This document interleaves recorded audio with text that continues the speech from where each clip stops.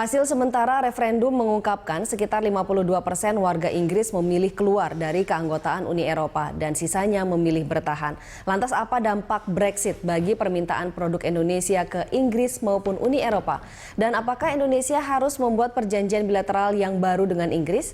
Untuk membahasnya telah hadir Deputi Komite Tetap Uni Eropa Kamar Dagang dan Industri Yono Reksoprojo. Mas Yono, selamat malam. Selamat malam. Terima kasih sudah hadir di Berita Satu TV. Terima kasih untuk mengundang saya. Ya, ini kita lagi hangat nih Brexit ya Mas ya. Kalau dari sisi pelaku usaha sendiri, dari Kadin, bagaimana Anda melihat imbasnya terhadap kita baik jangka pendek maupun jangka panjang? Ya, saya kira ada multi expression dari teman-teman yang ada di Kadin.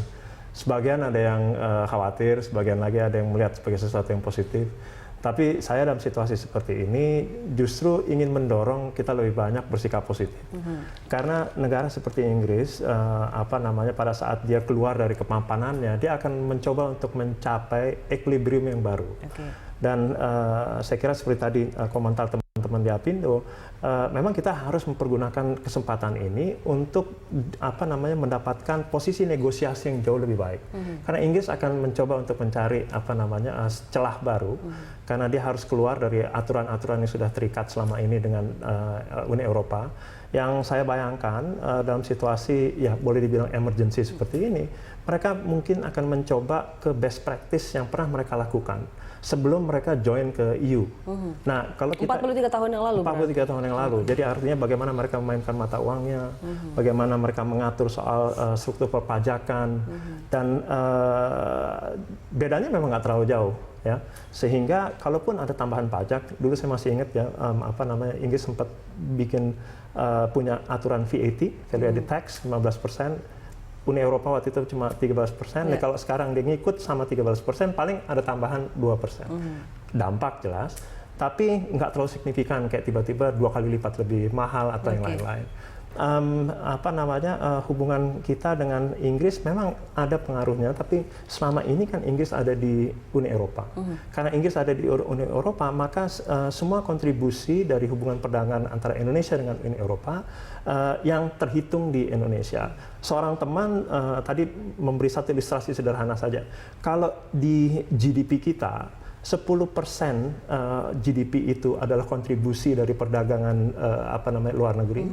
Dan kalau misalnya Eropa itu memberi kontribusi 10% dan Inggris 10% dari perdagangan Eropa itu, maka sebetulnya kalau kita hitung nih secara matematik, faktor kekacauan ini hanya akan pengaruhi sekitar 0,1% saja dari potensi berarti GDP memang sangat kita. kecil. Nah, jadi saya setuju dengan apa yang disampaikan sama Pak Yusuf Kalla, bahwa memang akan ada dampak, dan dampak itu akan terlihat dari nilai-nilai yang akan kita lihat dalam bentuk performance.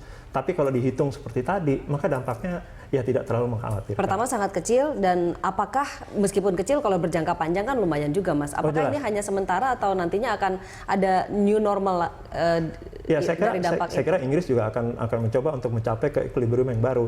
Dan kita perlu catat bahwa sebagian besar pendorong Brexit ini adalah orang-orang yang punya xenofobia, ya, yang khawatir sebetulnya dengan aturan imigrasi jauh ketimbang khawatir dengan aturan perekonomian.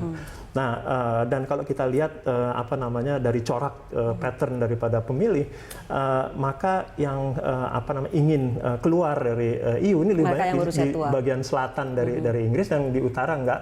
Kenapa? Karena ternyata nih yang dikhawatirkan dari sisi aturan imigrasi ini, sebagian besar orang-orang yang masuk melalui Eropa ini itu ada di kawasan selatan yang dari Inggris, dengan yang utara nggak terlalu terganggu. Nah, jadi sampai dengan hal-hal yang terkait dengan emosional ini bisa diselesaikan dengan baik, maka tentunya Inggris akan hidup sekali lagi, karena dia nggak mungkin negara besar ini bunuh diri dari apa yang dia. Jadi Mas Yono lebih memilih kita melihat ke sisi positif dari Brexit ini. Nah, kalau memang kita bisa mengambil keuntungan dari Brexit, apa yang harus dilakukan oleh pemerintah agar kita bisa memanfaatkan semaksimalnya dari event hari ini? Ya, Presiden Joko Widodo baru saja kembali dari kunjungannya ke Eropa. salah satu yang apa namanya beliau singgahi adalah Inggris. Dan pada saat beliau datang ke sana, beliau juga mengadakan apa namanya dialog. Dan pada saat dialog kami juga yang dari Kadin diajak untuk terus serta berdialog terkait dengan potensi apa namanya pro dan kontra terhadap Brexit ini. Dan saya kira ada beberapa apa namanya kesepakatan dari pihak Inggris untuk melakukan tukar investasi dengan Indonesia.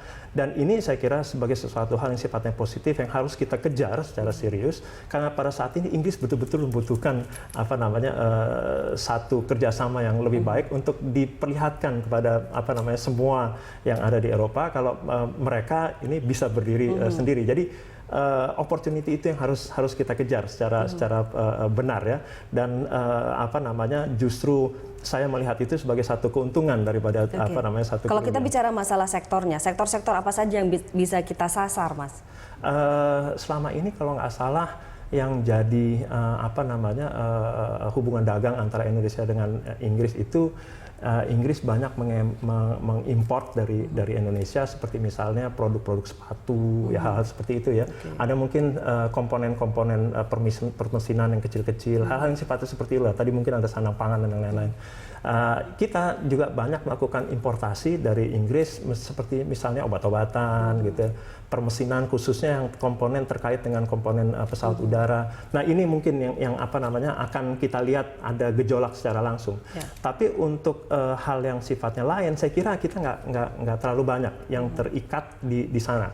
Tentunya pemerintah harus bisa membantu dalam situasi seperti ini. Misalnya tadi industri sepatu sebagai salah satu contoh, bagaimana caranya untuk menyikapi situasi di mana Inggris sedang limbo ya antara apa namanya dia stay dengan situasi as is atau stay dengan situasi as before. Nah ini yang saya kira penting untuk segera disikapi dan komunikasi yang baik antar dua negara ini mungkin akan cepat membantu keduanya untuk bisa lebih stabil. Tadi kan disebutkan juga oleh Wakil Presiden bahwa akan terjadi perlambatan ekonomi di Inggris maupun di Uni Eropa dan salah satu langkah yang akan paling mungkin diambil oleh pemerintahnya adalah proteksi.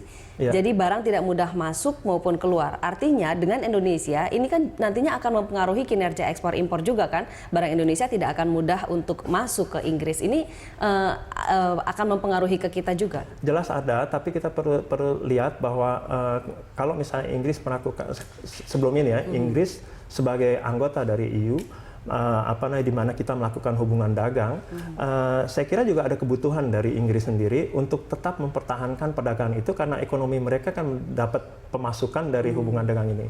Jadi tidak serta-merta dengan adanya Brexit terus tiba-tiba oke, Indonesia stop dulu ya, nggak begitu. Tapi sekarang oke, Indonesia ada Brexit ya, maka ada aturan-aturan yang mungkin tidak akan saya aplikasikan atau dengan adanya Brexit maka saya akan pakai aturan yang Pak JK bilang, akan saya pasang beberapa aturan-aturan proteksi sehingga kamu harus ada tambahan-tambahan tertentu gitu. Nah tentunya ini harus dengan perhitungan Inggris ya, karena kalau kita bilang wah nggak enak nih kita lari aja tempat lain gitu, maka dia mungkin akan harus membayar lebih mahal lagi kalau dia harus ambil barang itu dari tempat atau sumber yang berbeda. Jadi dalam hubungan dagang nih ada hal-hal seperti itu yang mesti dipikirkan, bukan langsung straightforward, tapi kadang-kadang ya ada hal-hal yang sifatnya belok kiri kanan yang akan memberikan kontribusi terhadap harga akhir dari produk itu nanti. Ya, meskipun banyak yang tetap optimistis dengan Brexit ini, tapi harus diakui bahwa hari ini sektor finansial banyak terimbas seperti IHSG, kurs rupiah dan juga mungkin nantinya surat utang negara. Nah, bagaimana kita menyikapi itu? Kita akan lanjutkan perbincangannya nanti Mas di segmen berikutnya. Saya harus jeda dulu. Pemirsa jangan kemana-mana karena kami akan kembali.